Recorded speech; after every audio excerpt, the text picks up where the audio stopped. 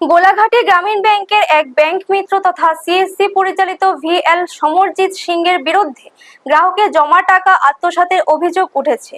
অভিযোগ, প্রায় 6 মাস আগে সাউথ গোলাঘাটি এলাকার দুই গ্রাহক তাদের নিজ নিজ ব্যাংক হিসাবে 25,000 টাকা করে জমা দেওয়ার জন্য সমরজিৎ সিংয়ের কাছে প্রায় 50,000 টাকা প্রদান করেন।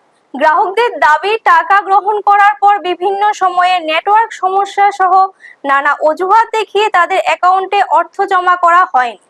দীর্ঘদিন অপেক্ষার পর সমস্যার সমাধান না হওয়ায় তারা বিষয়টি গোলাঘাটি বাজার সমিতির নজরে আনে।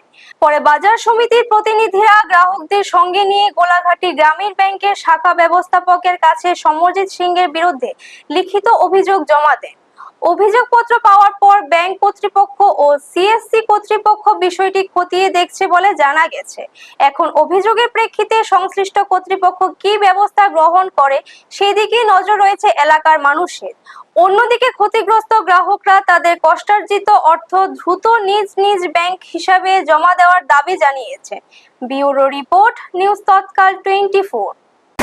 দক্ষিণ বাজার সমজিতের এনে 25,000 করে মারবো, আর বাবুর 50,000 টাকা ফাড়াইছি পরে দেয়। হে আমার প্রথম কয়েকদিন কইছে সার্ভে খারাপ, এরপরে দেয় কইতেছে টিয়া বলে ফান্ডে আটকে রয়েছে। কইছে হে আমার আজকে 5-6 মাস ধরে খালি ঘুরাইতেছে। এরপরে দিয়ে ব্যাংকের ভিতরে চেক পাঠাইছে, এরপর ব্যাংকও গেছি, কোনো চেক ম্যাক নাই। এরপরে ব্যাংক ম্যানেজার কইতেছে দরখাস্ত দিতে হবে। আমি বাজার কমিটিরে জানাই নিয়ে এসে ব্যাংকে দরখাস্ত দিছি। কালকে তারে বাজার কমিটিটা আইসে, তে বাজার কমিটি মিটিংয়ের ভিতরে আইসে না। মানে টিয়াটা যাতে আমি যাতে পাই, টিয়াটা কালকে তার মাও কইছে বলে ঢুকে গেছে, কারণ এটা চেক করলে কই তারা। আপনারা দেখছেন নিউজ তৎকাল 24।